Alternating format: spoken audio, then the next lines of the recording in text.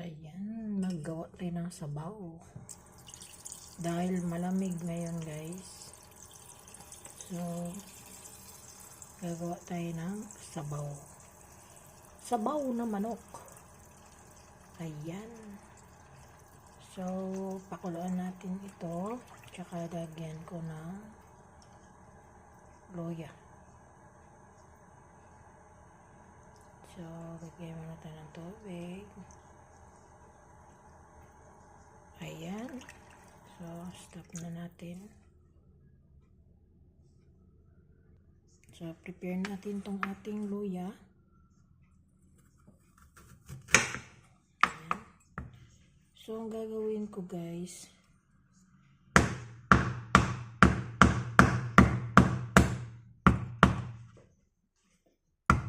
pitpitin lang natin.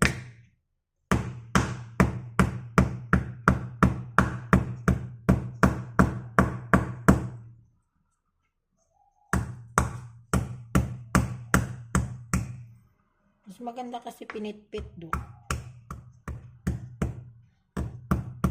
Talunan na. So, yan.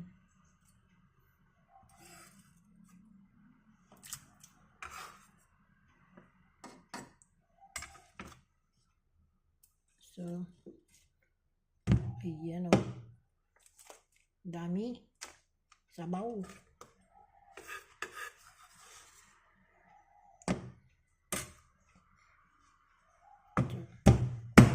Ganyan pagpitpit guys.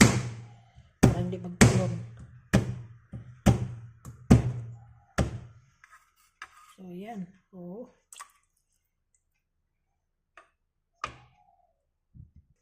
So, ayan siya guys.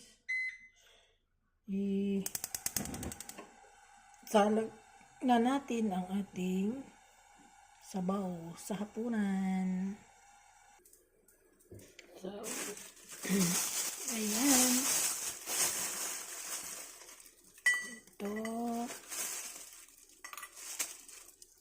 Ayan.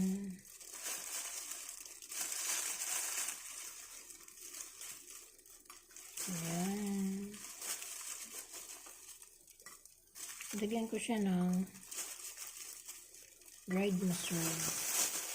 Ayan ating sabaw. So, ayan na siya guys. Ito yung ating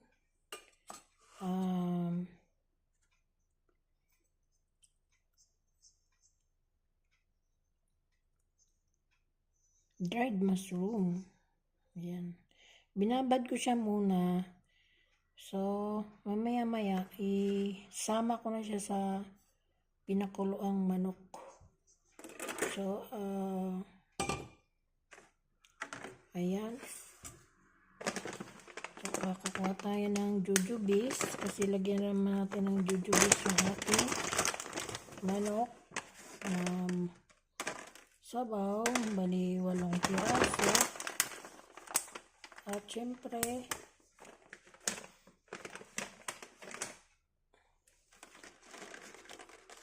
mamaya butas-butasan natin yan. Tapos lagyan natin ng itong wolfberries. Pero yung wolfberries pangkakuli na to siya. Ayan. Halo natin sa ating sabaw. Ayan. So, ayan siya guys. So, ito rin yung ating dilis. So, ang gagawin ko dito guys,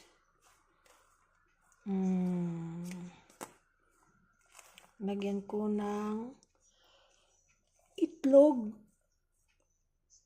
at kunting sibuyas dahon.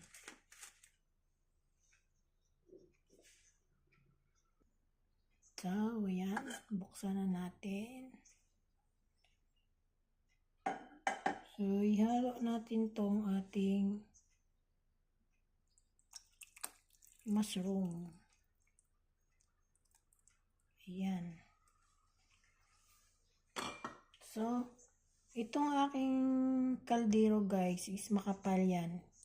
Kaya, para siyang pressure cooker. So, pag nagkulo siya, mga 3 kulo, tapos takpan lang siya. Makapal din tong aking takip ng kaldero. So, para siyang pressure cooker. Pag 3 kulo, tapos patayin ko, ganyan lang.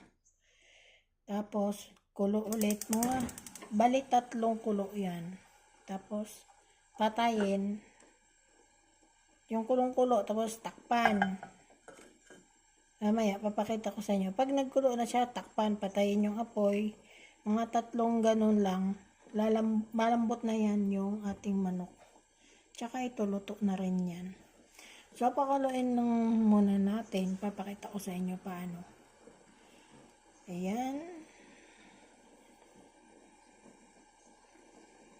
So, ayan na siya guys. Kulong-kulo na siya. So, ang gagawin ko, takpan ko siya, tapos patayin. Ganon. So, sobrang init yung sa ilalim. So, lalambot yung ating, para siyang pressure cooker. So, ayan. Separate ko to. Ang ating wolfberries. Ayan. Tapos, ito, butasan natin tong ating jujubes. Ayan.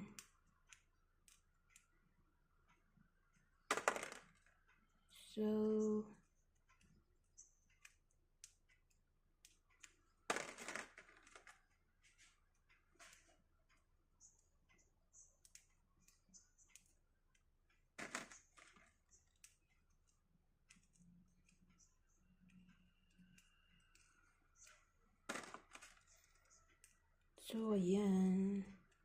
Butas-butasan lang natin to para mag-absorb agad siya. Ayan. No, diba? So, mamaya, mga 5 minutes, ipakulo ko na naman yun ulit. So, pangalawang kulo. Unang kulo. Pali pang-apat natin para mas malambot. Tsaka ito yung gabi ng Japan. Ito yung gabi na binili ko. Sobrang mahal. So, ito mas maganda ibalat. Yan, balatan natin to saglit.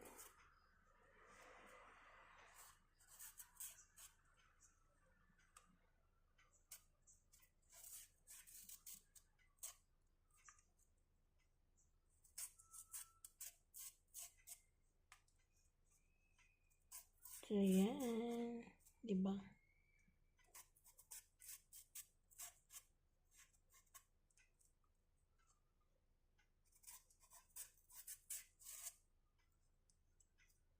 Ito yung napakamahal nito guys. Promise.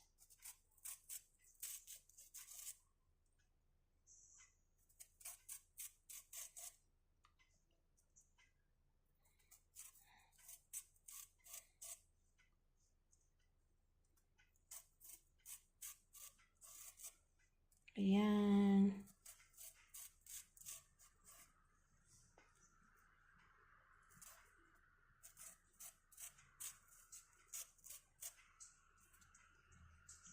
So, yan guys. Ang sarap nito guys, promise. Kaso nga lang mahal. From Japan.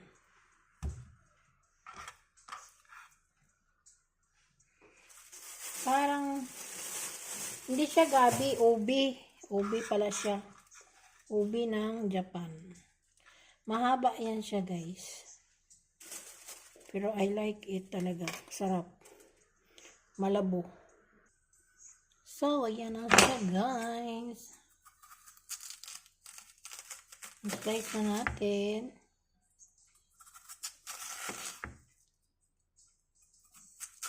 Ay!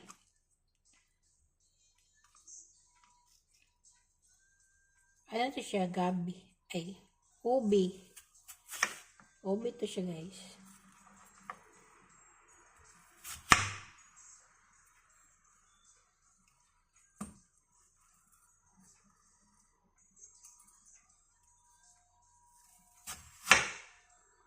Tapos yung malaking hiwa ko dito.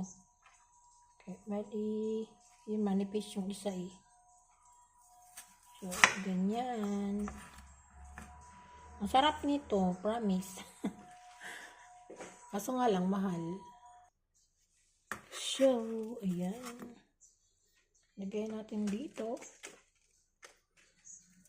Kasi magluto tayo ng gulay.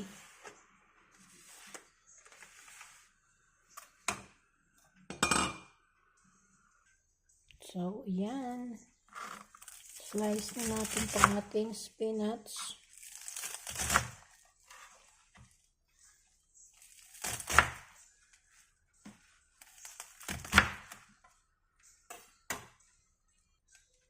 So, lagyan na natin dito sa ating langganita ang ating na-slice na spinach. So, ayan.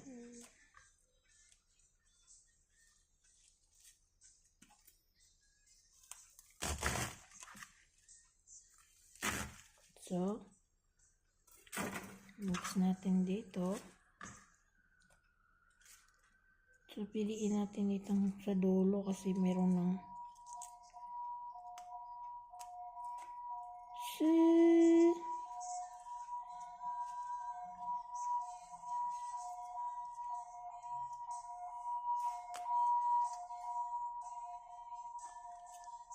ayan, okay na. Tatapan natin to. So, ayan. Medyo malambot na yung ating manok. Lagyan na natin yung jojobes. At ilagay na rin natin yung ating ubi. Ayan.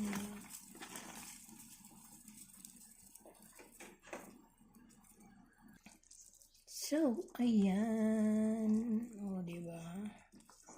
Yan na yung ating sabaw. O, diba? Ang sarap. Ito yung aming sabaw for today. Tapos, lagyan ko siya ng wolf berries.